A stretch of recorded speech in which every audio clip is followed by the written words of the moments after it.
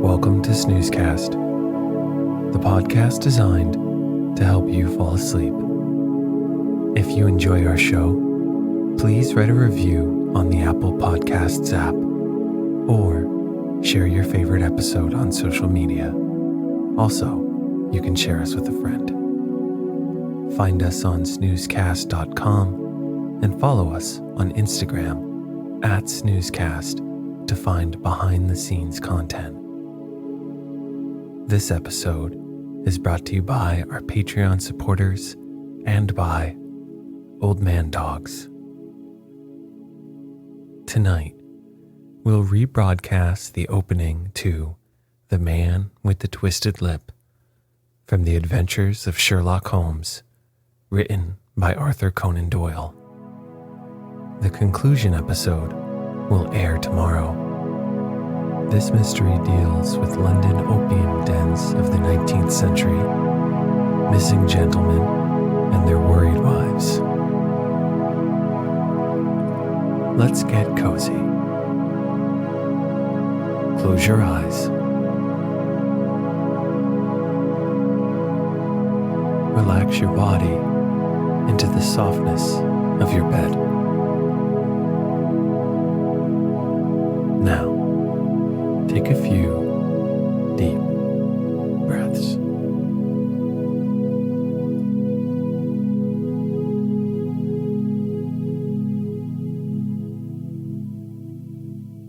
Asa Whitney, brother of the late Elias Whitney, D.D., principal of the Theological College of St. George's, was much addicted to opium. The habit grew upon him, as I understand, from some foolish freak when he was at college.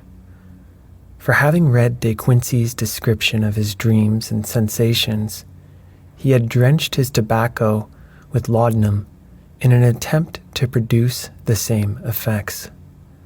He found, as so many more have done, that the practice is easier to attain than to get rid of. And for many years he continued to be a slave to the drug, an object of mingled horror and pity to his friends and relatives. I can see him now, with yellow, pasty face, drooping lids, and pinpoint pupils, all huddled in a chair, the wreck and ruin of a noble man.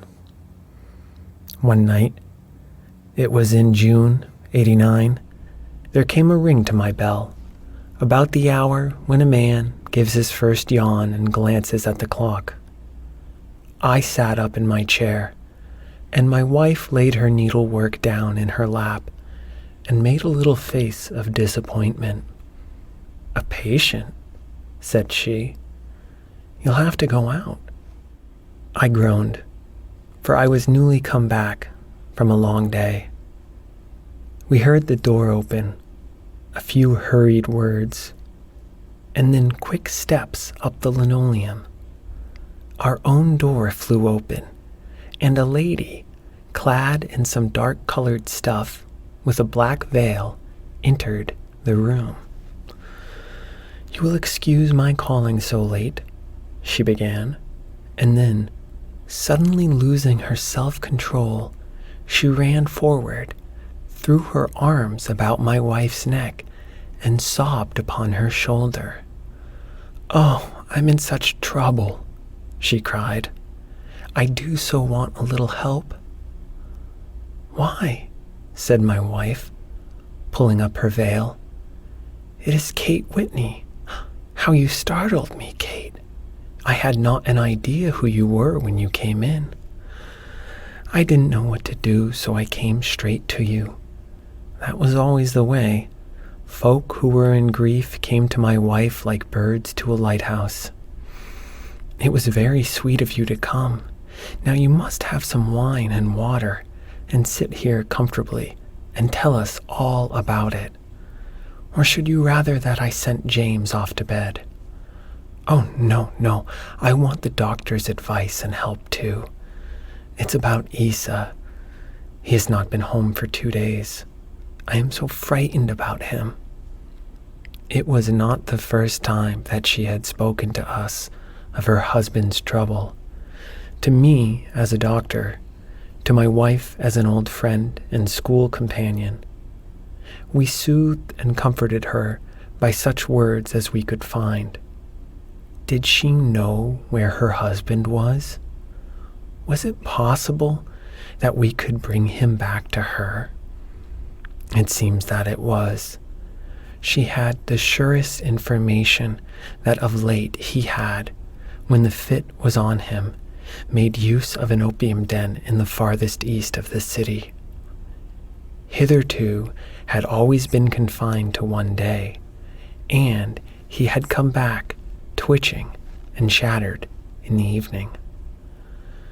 But now the spell had been upon him 48 hours, and he lay there, doubtless among the dregs of the docks, breathing in the poison or sleeping off the effects. There he was to be found, she was sure of it, at the Bar of Gold in Upper Swandam Lake. But what was she to do? How could she, a young and timid woman, make her way into such a place and pluck her husband out from among the ruffians who surrounded him? There was the case, and of course there was but one way out of it. Might I not escort her to this place? And then, as a second thought, why should she come at all? I was Isa Whitney's medical advisor, and as such, I had influence over him. I could manage it better if I were alone. I promised her on my word that I would send him home in a cab within 2 hours if he were indeed at the address which she had given me. And so, in 10 minutes, I had left my armchair and cherry sitting room behind me and was speeding eastward in a hansom on a strange errand, as it seemed to me at the time, though the future only could show how strange it was to be. But there was no great difficulty in the first stage of my adventure. Upper Swandam is a vile alley lurking behind the high wharves which line the north side of the river to the east of London Bridge. Between a slop shop and a gin shop, approached by a steep flight of steps leading down to a black gap like the mouth of a cave, I found the den of which I was in search. Ordering my cab to wait, I passed down the steps, worn hollow in the center by the ceaseless tread of drunken feet and by the light of a flickering oil lamp above the door. I found the latch and made my way into a long, low room, thick and heavy with the brown opium smoke and terraced with wooden berths like the forecastle of an emigrant ship. Through the gloom, one could dimly catch a glimpse of bodies lying in strange, fantastic poses, bowed shoulders, bent knees, heads thrown back, and chins pointing upward, with here and there a dark, lackluster eye turned upon the newcomer. Out of the black shadows there glimmered little red circles of light, now bright, now faint, as the burning poison waxed or waned in the bowls of the metal pipes. The most lay silent, but some muttered to themselves, and others talked together in a strange, low, monotonous voice, their conversation coming in gushes, and then suddenly tailing off into silence, each mumbling out his own thoughts and paying little heed to the words of his neighbor. At the farther end was a small brazier of burning charcoal, beside which on a 3-legged wooden stool there sat a tall, thin old man with his jaw resting upon his 2 fists and his elbows upon his knees, staring into the fire. As I entered, a sallow Malay attendant had hurried up with a pipe for me and a supply of the drug. "Thank you. I have not come to stay," said I. "There is a friend of mine here, Mr. Asa Whitney, and I wish to speak with him." There was a movement and an exclamation from my right, and peering through the gloom, I saw Whitney, pale, haggard, and unkempt, staring out at me. "My God, it's Watson," said he. He was in a pitiable state of reaction, with every nerve in a twitter. "I say, Watson, what o'clock is it?" "Nearly 11. "Of what day?" "Of Friday, June 19th. "Good heavens, I thought it was Wednesday." "It is Wednesday." "What do you want to frighten a chap for?" He sank his face onto his arms and began to sob. "I tell you that it is Friday, man. Your wife has been waiting this 2 days for you. You should be ashamed of yourself." "So I am, but you've got it mixed, Watson, for I have only been here a few hours. 3 pipes, 4 pipes, I forget how many. But I'll go home with you. I wouldn't frighten Kate. Poor Kate. Give me your hand. Have you a cab?" "Yes, I have one waiting." "Then I shall go in it. But I must owe something. Find what I owe, Watson. I am all off. I can do nothing for myself." I walked down the narrow passage between the double row of sleepers, holding my breath to keep out the vile, stupefying fumes of the drug, and looked about for the manager. As I passed the tall man who sat by the brazier, I felt a sudden pluck at my skirt, and a low voice whispered, "Walk past me, and then look back at me." The words fell quite distinctly upon my ear. I glanced down. They could only have come from the old man at my side, and yet he sat now as absorbed as ever, very thin, very wrinkled, bent with age, an opium pipe dangling down from between his knees, as though it had dropped in sheer lassitude from his fingers. I took 2 steps forward and looked back. It took all my self-control to prevent me from breaking out into a cry of astonishment. He had turned his back so that none could see him but I. His form had filled out. His wrinkles were gone.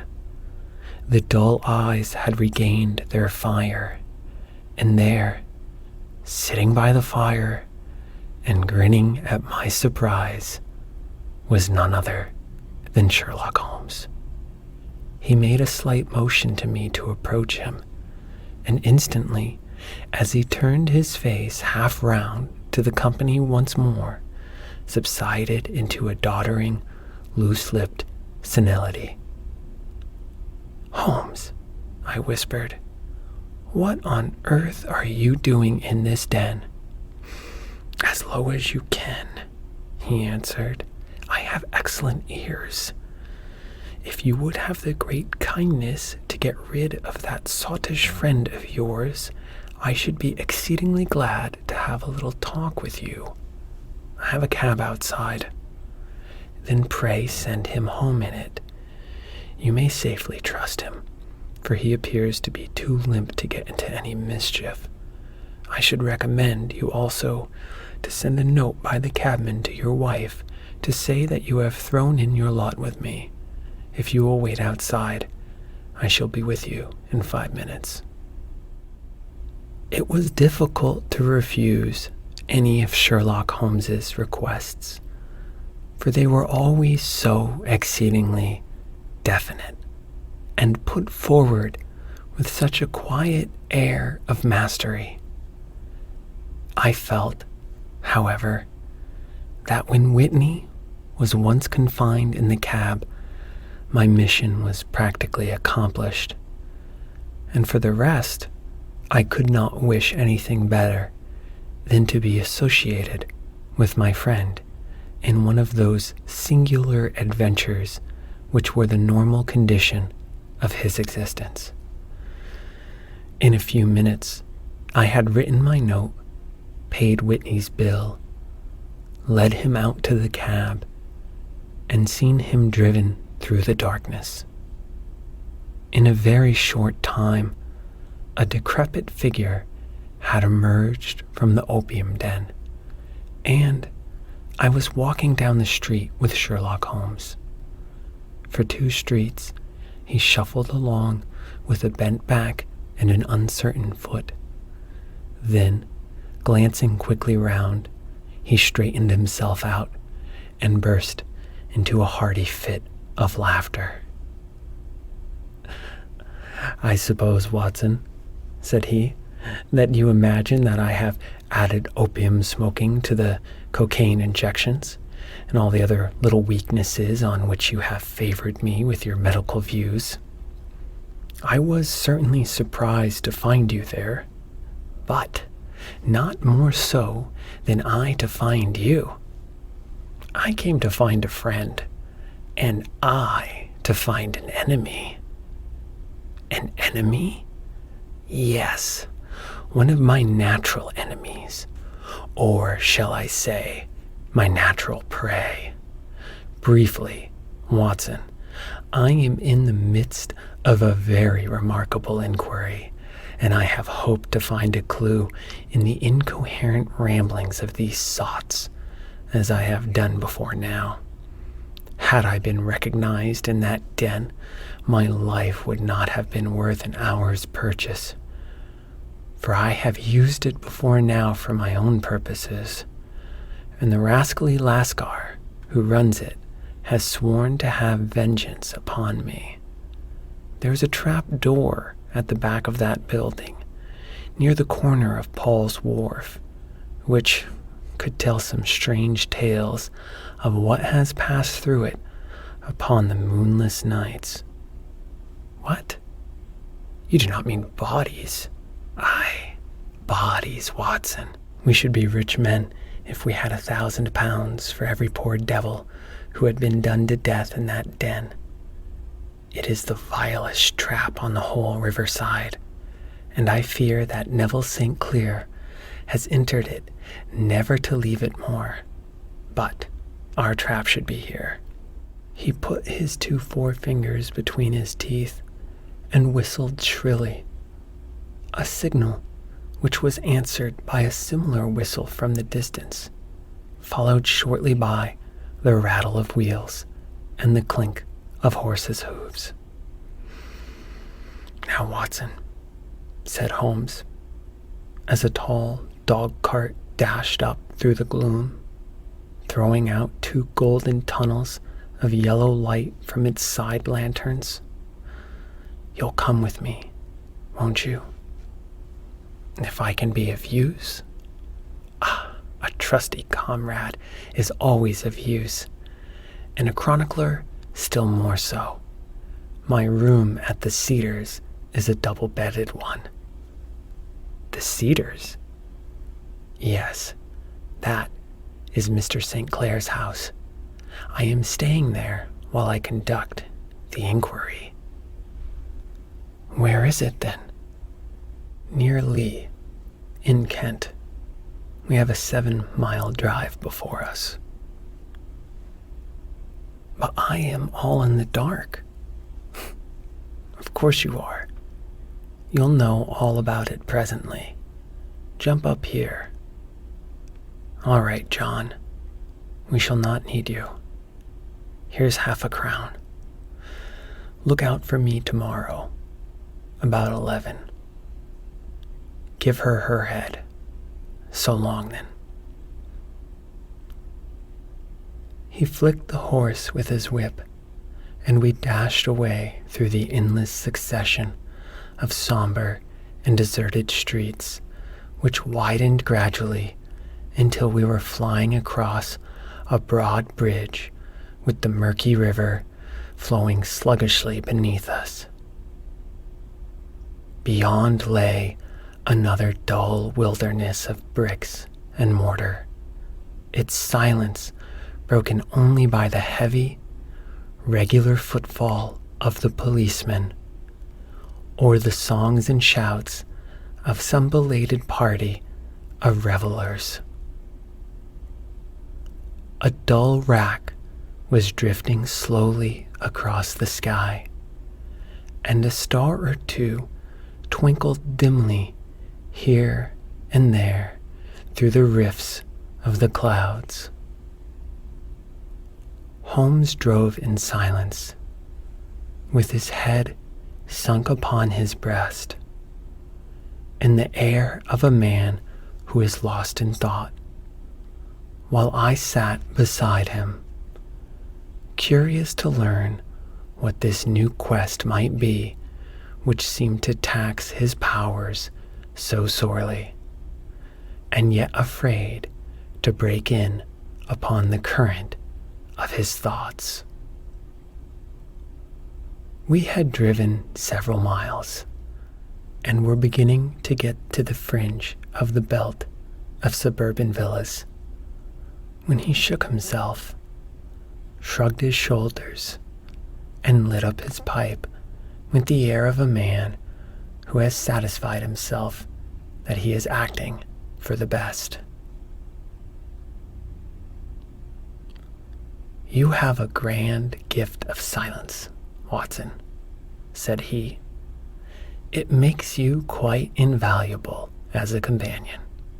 Upon my word, it is a great thing for me to have someone to talk to, for my own thoughts are not over pleasant. I was wondering what I should say to this dear little woman tonight when she meets me at the door." "You forget that I know nothing about it."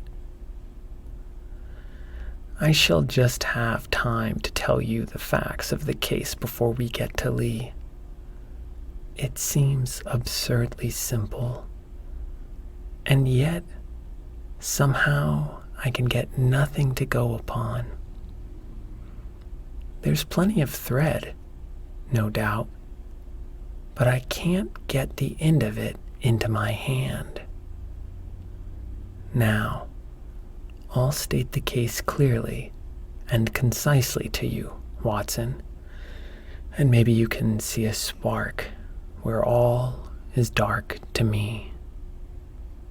Proceed then.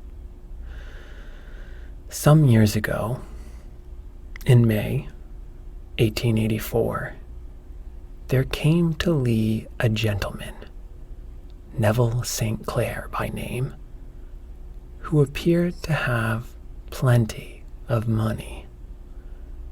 He took a large villa, laid out the grounds very nicely, and lived generally in good style.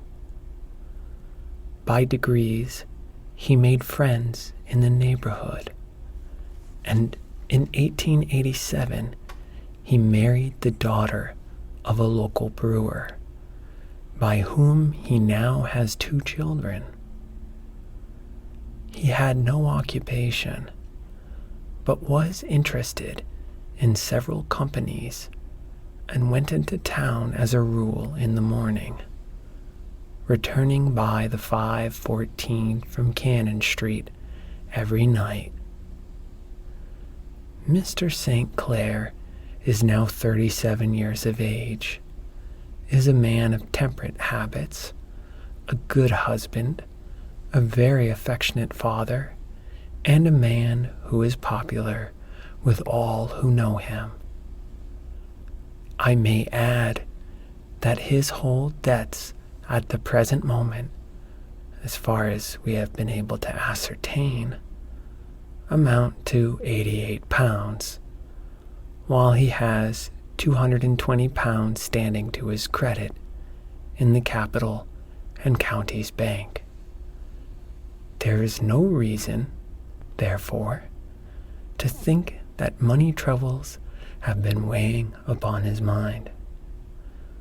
Last Monday, Mr. Neville St. Clair went into town rather earlier than usual, remarking before he started that he had 2 important commissions to perform, and that he would bring his little boy home a box of bricks. Now, by the merest chance, his wife received a telegram upon this same Monday, very shortly after his departure, to the effect that a small parcel of considerable value, which she had been expecting, was waiting for her at the offices of the Aberdeen Shipping Company. Now, if you are well up in your London, you will know that the office of the company is in Fresno Street, which branches out of the Upper Swandam Lane, where you found me tonight. Mrs. St. Clair had her lunch, started for the city, did some shopping, proceeded to the company's office, got her packet, and found herself at exactly 4:35 walking through Swandam Lane on her way back to the station. Have you followed me so far?